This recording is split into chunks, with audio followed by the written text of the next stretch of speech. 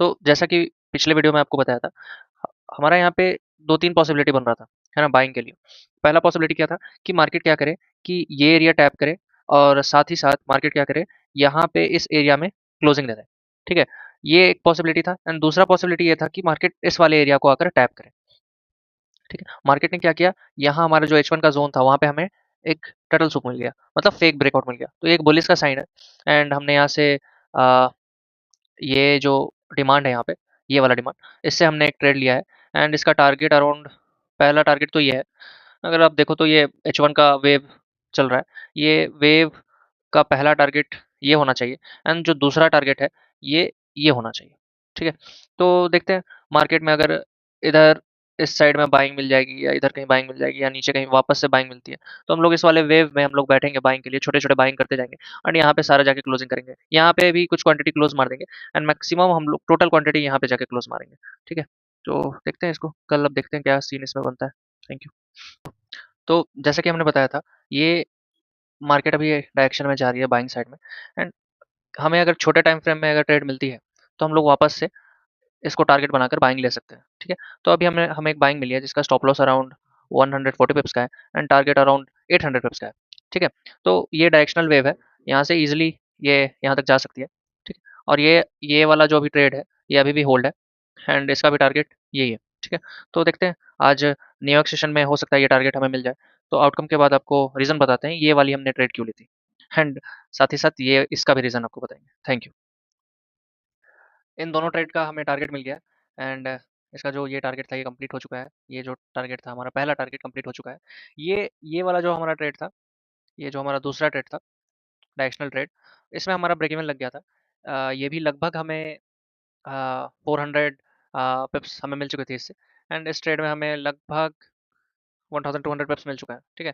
इस ट्रेड को होल्ड नहीं कर पाया। अगर होल्ड कर देता तो आप देखो, इस यहाँ तक होल्ड करता तो आई थिंक हमें 3000 पिप्स मिल चुका होता, ठीक है? अभी फिलहाल इधर भी एक बाइंग बन रही है, तो आपको नेक्स्ट वीडियो में आपको बता दिया जाएगा।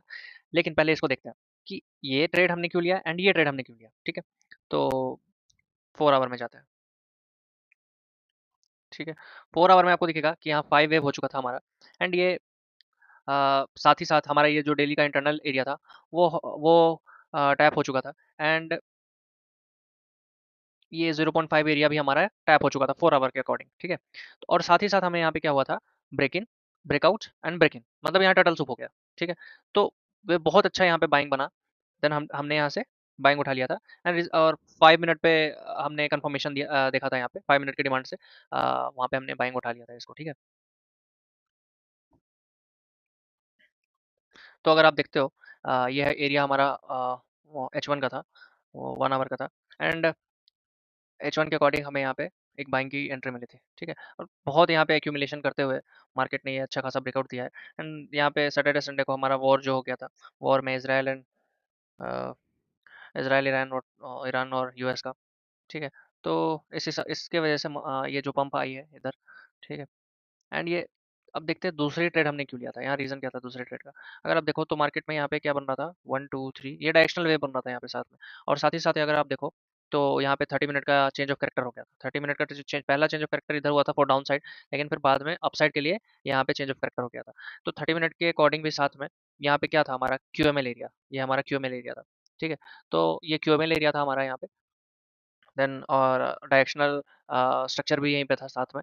तो हमने यहाँ से बाइंग की एंट्री बनाई थी, जो कि न्यू ब्रेक ऑफ स्ट्रक्चर देने के बाद यहाँ फॉल हो गई। तो जब ये न्यू ब्रेक ऑफ स्ट्रक्चर दिया हमारा, हम लोग का टारगेट ये था, तो हमने क्या कर दिया था यहाँ पे कि ब्रेक इवन लगा दिया था, ठीक है? जिसकी वजह से ये ट्रेड हमारा ब्रेक इवन लग गया एंड बस। ये अभी फिलहाल तो अब आगे क्या कर सकती है मार्केट, अब देखें। यहाँ पे हमारा एक ट्रेड तो बना है, देखते हैं यहाँ पे क्या करती है मार्केट। अगर ये सस्टेन कर जाता है तब तो ठीक है, नहीं तो 4 आवर के एरिया तक आ जाएगी मार्केट। ये 4 आवर का एरिया, नहीं तो ये सेकंड वाला 4 आवर का एरिया यहाँ तक आ सकती है, ठीक है? आई थिंक यहाँ पे आएगी, इसका इसका लिक्विडिटी लेगी, फिर उसके बाद यहाँ से पंप हो सकता है। अगर यहाँ पे कुछ कंफर्मेशन मिला तो यहाँ से हम लोग बाइंग करेंगे, नहीं तो इधर से बाइंग करेंगे। और ये हमारा प्रॉफिट टेकिंग एरिया था एंड साथ ही साथ ये डेली का भी एक क्लोजिंग एरिया है जहाँ रेजिस्टेंस एरिया है। तो यहाँ से एक्सपेक्टेड था कि आज मार्केट में एक फॉल आ सकता था एंड आज ही आप देखो तो ये जो इतना पंप आया था, यहाँ पे गैप हो गया था, तो मार्केट ने ये गैप भी फिल किया है, ठीक है? तो देखते हैं आगे क्या होता है। जैसे ही कुछ अपडेट मिलता है आपको बताते हैं। Thank you.